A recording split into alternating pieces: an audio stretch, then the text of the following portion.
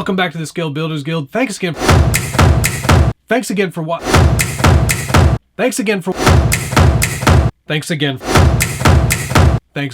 watching. Thanks again for watching. All right.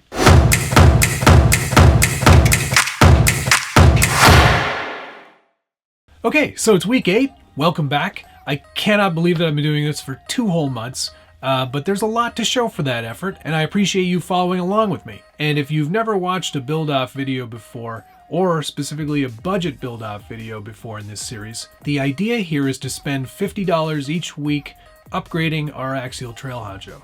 Now, that doesn't necessarily mean that we're trying to stick to a cheap budget or make these modifications as cheap as possible, but we're only spending $50 a week. That's the point of this build-off. Now let's get into what we did for this week. I wanted to try to keep my budget under control, but also do something a little bit interesting and maybe offer you a how-to into something that you might not have done before or even seen before. I decided to take the stock RTR servo that I took out in week 5 and create my own servo winch. Now this is a very simple process, and I'm surprised I haven't done it before, and I'm surprised that more people don't do it. With a few minor adjustments to an existing servo, you too can make one of these, and it's very simple. I assure you, anyone can do it. Why don't we dive into that right now? Okay, so we've got a standard Tactic Metal Gear TSX45 servo here. I'm going to start by removing the servo horn. And I'm going to use a Phillips head screwdriver to unscrew all 4 of the screws at the bottom of the servo. Once you've loosened all 4 screws, remove the top cover to reveal all the gears inside. Now you're not going to need to do any modifying to the top of the cover, so you can set that aside.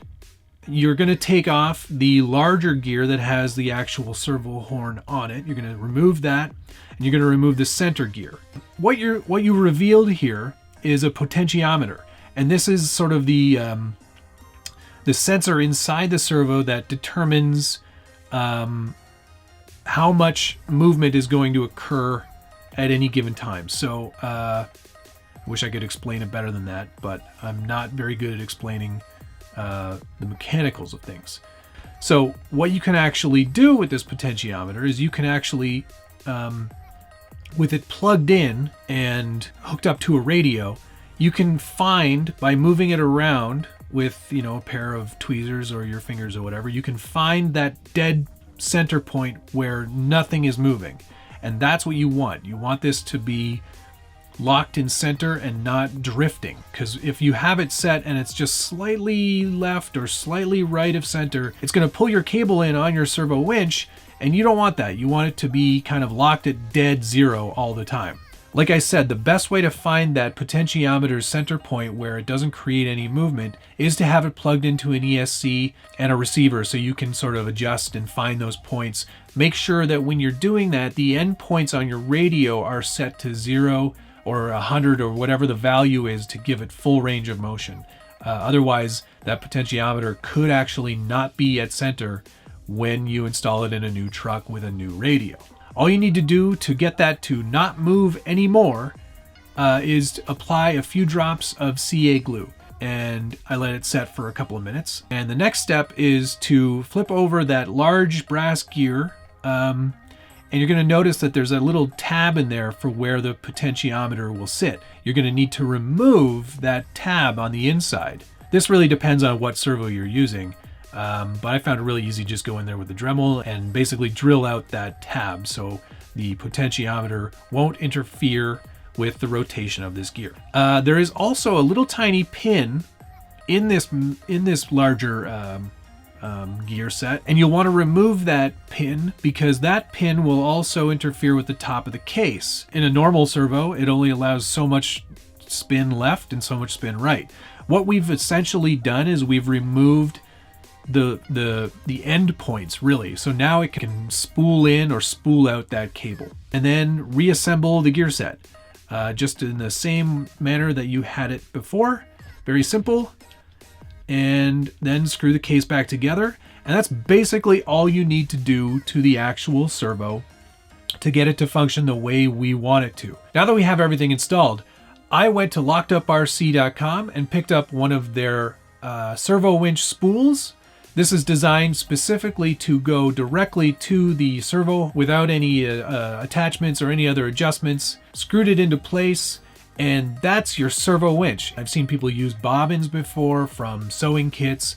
This is a lot more robust. It's machined out of aluminum and will definitely serve as long or longer than the winch itself.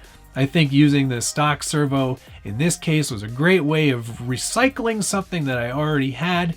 And I think overall, it's just a nice piece and it's a nice little demo, and I thought I would share it with you. Now, to install it, this is a bit of a sticky point. I would have liked to have done a proper installation, but because of the way the trail honcho is an RTR, some of the portions of the servo areas are different from the kit model, so I don't have all the same pieces. Therefore, I'm temporarily mounting it to the location that I've chosen inside the truck there. This is a temporary solve, but I will come up with something better. Additionally, for this week, I decided to use one of the tires I took off last week as a spare. I've always liked the look of spares on the trail honcho cage. I think it looks really cool.